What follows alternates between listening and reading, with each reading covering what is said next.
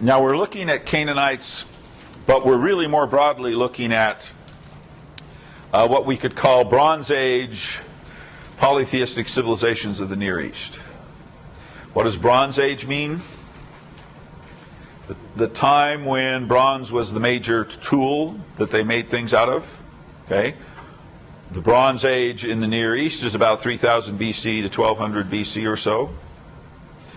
So it refers to that particular period. Now notice, Bronze Age is a different period in different regions. In Italy, the Bronze Age started much later than it did in the Near East, and so forth. But that's what we're discussing here.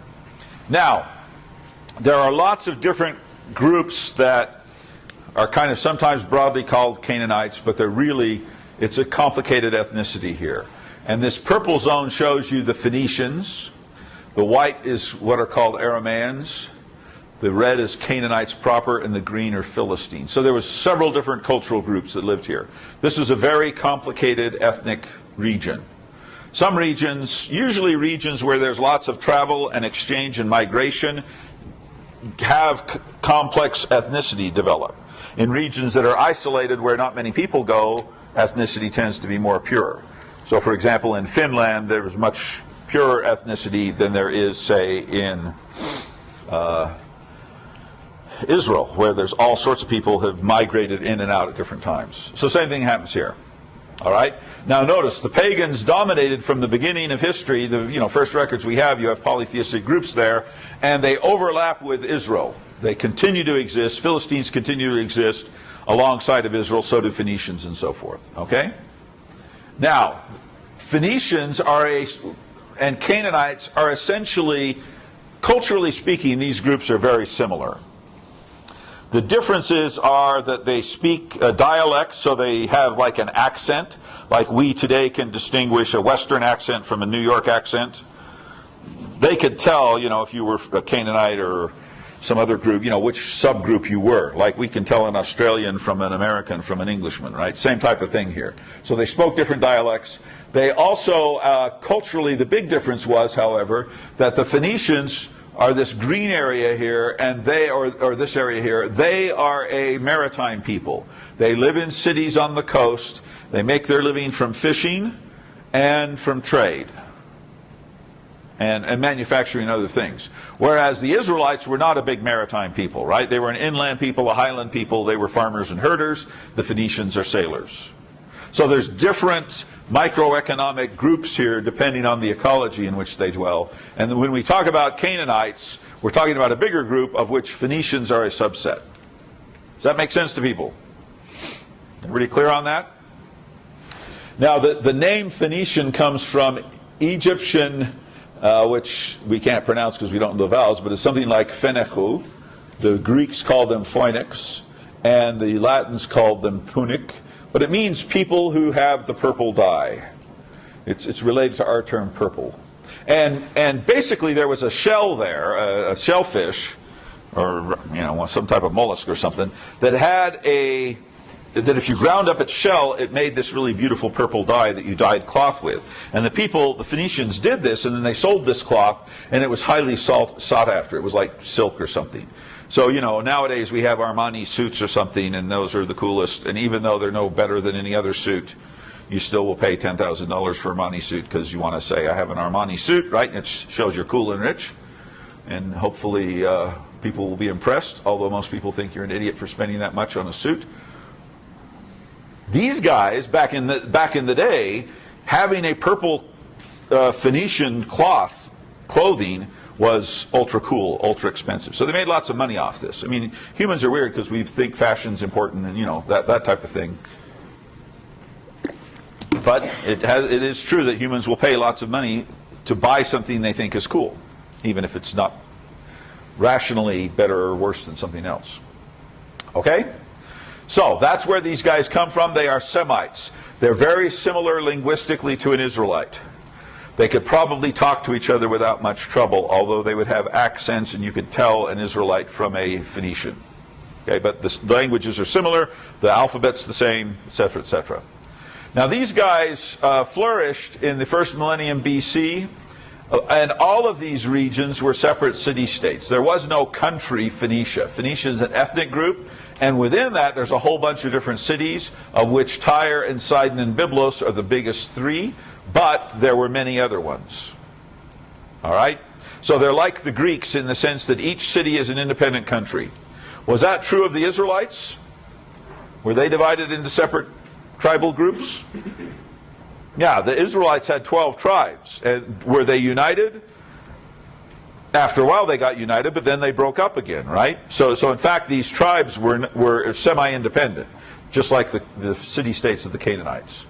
Now, these are the major city-states that we've got here, and we won't go into the details on those, but these are the big ones. These cities are still all around today. And it's hard to do archaeology on them because you got to dig up somebody's basement to do archaeology, and nobody wants you to do that. So, I mean, they're not well excavated because these cities have been, lived in for 4,000 to 5,000 years, if you can imagine that. Same city, building on top of your grandparents' place and your great-grandparents and on and on and on for 5,000 years. So it's really quite remarkable places there. And again, this is in modern Lebanon. All these places are modern Lebanon. Okay? So, Phoenicians are noted for their cloth making and their purple dye from this murex shell, and they are also great craftsmen. So textiles, ivory working, glass working, metal working, woodworking, all those things the Phoenicians are very famous for. And a manifestation of the fame of the Phoenician craftsmen was the fact that Hiram of Tyre, he's the king of Tyre. When Solomon wants to build his temple, he wants to build it out of the finest material and with the very best craftsmanship. So does he turn to the Israelite nomad and say, I want you to build me, carve me a beautiful pillar? No, he goes to Hiram of Tyre and hires Phoenician pagans to build, or not necessarily build, but to ornament the temple, to do all the craftsmanship, the beautiful ornamentation. This is described here in 1 Kings 7. So the Phoenicians were considered the best craftsmen, so they were hired to build the temple. Here's some metal work from the Phoenicians. This is beaten metal where sometimes you have a mold, something carved in wood, you put the metal on it and smash it down so it overlaps the mold. That's probably what was done here. Now here they're copying Egyptians. These are Phoenician carvings, but they're copying Egyptian style. Then they would do that a lot. In some of it, they're just, the Egyptians are rich and powerful, so if an Egyptian wants something, they want it in their style, so you make things for the Egyptians in that way. And in some ways, it's somebody else wants to look like an Egyptian, so they hire you to make this Egyptian necklace or something for them. Does that make sense, even though the Phoenicians make it? This is what's called a sickle sword, but it's also what could be called a scimitar. Scimitar means a curved sword. And these are swords from the Phoenician age. They obviously would have handles on them, but the handles made out of wood or ivory or something's rotted away, but what you have left then is the sword itself. Now, the Phoenicians were also great merchants. They were also great explorers. And they dominated the Mediterranean for centuries in terms of their trade and in terms of exploration. Notice in the Bible, Hiram of Tyre again, he's Solomon's closest ally, and they ally together to control trade because Solomon is getting trade from Sheba, which is Yemen in old Arabia, and they're bringing the trade up through Jerusalem and give it to the Hiram of Tyre, and then he takes it out through the Mediterranean. So they're actually, Sheba, Solomon, and Tyre are making a monopoly over control of trade from the Mediterranean through the Middle East down into southern Arabia, probably on into India a little bit. There's mention of a few things that are from India in these contexts. So this was a big trading alliance that they formed at the height of their power. Their merchant activities also led to exploration activities. For example, Hanod was a famous Phoenician explorer, explored West Africa in the 4th century BC. Himilco discovered England. They colonized Spain, all the way from Tyre to Spain. The most famous thing they did was circumnavigate Africa. This was 2,000 years before the Portuguese come on the scene and do it again. This is an interesting story. It's told by a guy named Herodotus, who's a Greek historian, who's telling stories he's heard from different peoples. And in Book 4, paragraph 42, he tells the story of the circumnavigation of Africa by the Phoenicians. Now, Herodotus says, the Phoenicians told me this story, but I don't believe them. I think they're lying. And the reason he thinks they're lying is because they claim that they said that it took them 3 years, and they would sail around Africa, and they'd stop and grow a new crop and stay in that spot for 3 or 4 months, harvest that crop, and then keep going. And so it took them 3 years, they said, to circumnavigate, sailing along the coast. Now Herodotus says he thinks they're lying because he says that they claimed that down in south, in the coast of Africa, that the sun rises on the northern side of the horizon. And everybody knows that's not true. The sun rises on the southern side of the horizon, right? Do you know what he's talking about? If you look at the horizon, the sun rises somewhere. If this is due east, the sun rises somewhere along this horizon. It actually shifts back and forth throughout the seasons. If you're north of the equator, it rises on the south of the horizon. If you're at the equator, it rises exactly due east. And if you're south of the horizon, it rises north of the equator. It's just the way we perceive the sun rising. So when the Phoenicians told Herodotus, well, when they sailed far enough, the sun started rising on the north side of the horizon, Herodotus said, these guys are lying. That doesn't happen. They're lying. So he didn't believe them. But that's the proof that it actually is true. Because when you get south of the equator, it does rise on the north side, right? Does that make sense? So it's very odd that the reason he didn't believe them is the reason we know it's true, because they wouldn't have made that up if they were making up the story. They would have just said, wouldn't have talked about it. There is also a very interesting Phoenician literature. It's from a place called Ugarit. It's called the Ugaritica, means the text from Ugarit, which are our most important source outside the Bible for Canaanite beliefs and so forth. Here are some tombs. This is a tomb of one of the kings of Tyre. And you can see this little spot here is this image of the king seated on his throne, and this is a cherub throne with a table, an offering table here, and a priest making an offering of some sort, or making some type of obeisance to the king. The most important thing the Phoenicians came up with was the alphabet. This was invented about the 13th or 12th century BC. It was simplified forms, first of cuneiform, but eventually of Egyptian characters, that were simply a simplified writing system that allowed a person to write with one symbol equaling one consonant rather than symbols equaling words. What did that transformation do? What did that change bring about? It means that you only have 30 or 40 characters you have to learn to be able to read and write, instead of hundreds or perhaps even several thousand in other ideographic scripts. Now, if you only have that few number of characters to learn, it means learning to read and write is much easier, whereas you'd have to spend years to learn the hieroglyphic system or the cuneiform system. You can learn the alphabetic system much more quickly, which means more people can learn to read and write, which means you can have increased literacy. So the alphabet effect then was very important. That is to say, it creates the potential for increased literacy among the population. So today we think literacy is the norm. Everybody should be literate. We have mass-free public education. Everybody should read and write. Back in the old days, that wasn't the case, because the writing systems were so complicated. And the Phoenicians then created the potential for mass literacy. They also took this alphabet which they invented, and it passed to other groups, and almost all alphabets of the world are derived from this Phoenician alphabet. It's a copy, modified. Each group modifies it, but you can clearly tell that they're related. Here's the earliest form of the alphabet, and you can see that these characters just move over into Phoenicians, and then Greek, and then early Latin, and so forth. They're all related. Sometimes they're flipped. The characters flip in their direction, but so for example, this symbol becomes that, very simplified form of that, which is put on its side and then flipped, but it's the same symbol. Does that make sense? So you can see this, you can trace the development of the characters in all sorts of different ways. Here's some Phoenician and Canaanite writing. This is the earliest form we've got. Here is golden plate that they wrote on sometimes.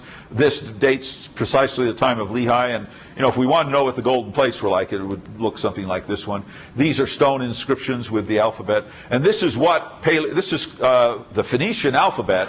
But the Hebrews used that alphabet originally. Modern Hebrew that is used by modern Jews is really a different alphabet than what's called Old Hebrew or Paleo-Hebrew, which looks like this. Hebrews used exactly the same alphabet there. Now, the Phoenicians had this kind of golden age in which they were wealthy merchants and explorers and everything, but militarily speaking, they were surrounded by more powerful neighbors, as were the Israelites. And precisely paralleling Israel, the Phoenicians and the Canaanites were conquered by foreigners, starting with the Assyrians, then Babylonians, Persians, Greeks, and Romans. We're going to talk about each of these groups individually later on. But as they were conquered, they lost their independence and they declined as a civilization. Many of the people, however, fled overseas, especially to Carthage, which is in modern Tunisia, which was one of their colonies, which remained independent and became a huge power in the West. So it's interesting that the people of Carthage in North Africa, they ruled Sicily, Sardinia, southern Spain, North Africa, essentially Algeria and Tunisia, at least the coastal regions of those. And they became a very powerful kingdom that opposed Rome and fought with the Romans for a while. So the Phoenicians continued in their colonies, just like America is a colony of England, but has become more powerful than England. Likewise, Carthage was a colony of Tyre, but becomes more powerful than their homeland. And who eventually defeats the Carthaginians? The Romans. Who's the famous Carthaginian general?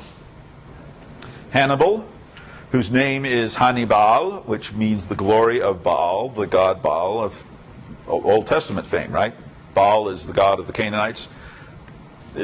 Baal just means Lord in Old Canaanite languages. So actually, Jehovah is called Baal sometimes, just Lord.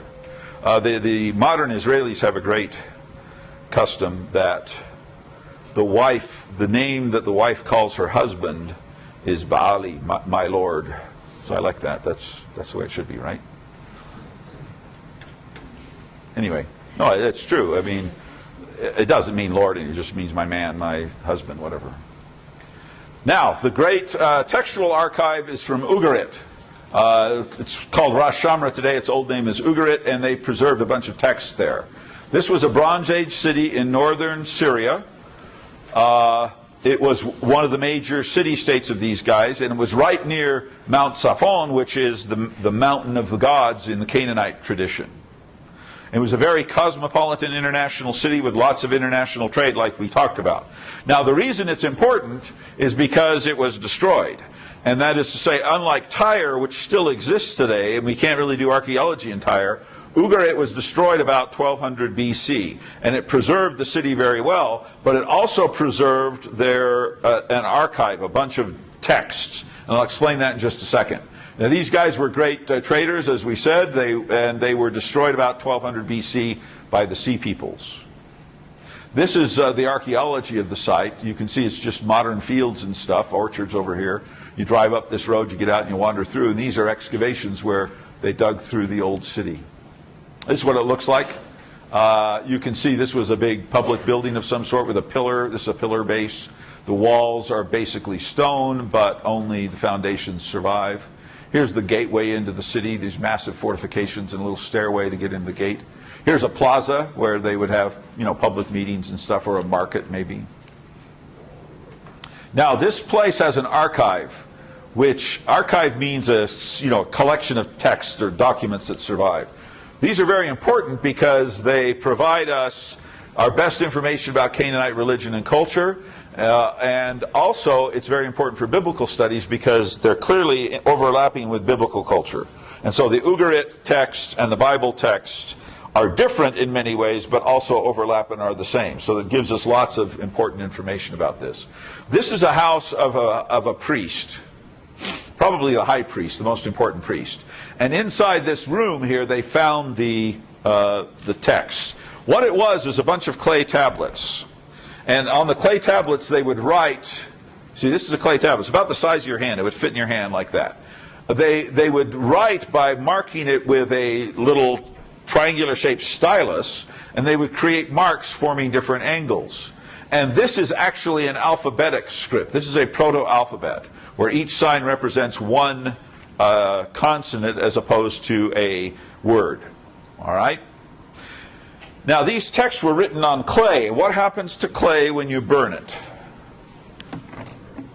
It hardens, right? Clay is soft normally, but when it dries out, it gets hard. But if it just dries, it gets crumbly, right? But if it is burned, it gets really hard, like pots, ceramic pots. Well, when the city was destroyed, it was burned. And the fire of the city baked these clay tablets really hard so that they survive. So the paradox is, when the city was destroyed, it actually saved the text. So, for the poor people, they all got killed and enslaved and stuff.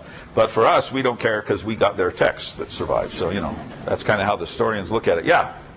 So who are we talking about now? This is one city-state of the Phoenicians. The city-state is called Ugarit. And the Phoenicians had a dozen different major cities where they lived in. Each one was a separate country. This is one of their cities that happens to have these tablets that survive. And they provide us all sorts of mythical stories. For example, the god Baal, who's always condemned in the Old Testament, he's talked about in these documents quite a bit. And if you want to read them, here's a bunch of books about it that you can find up on the web. Okay? Here's some more. These are books about the Ugarit things, and these are translations of the texts, if you're interested. These are up on the web, so you can get them. Now,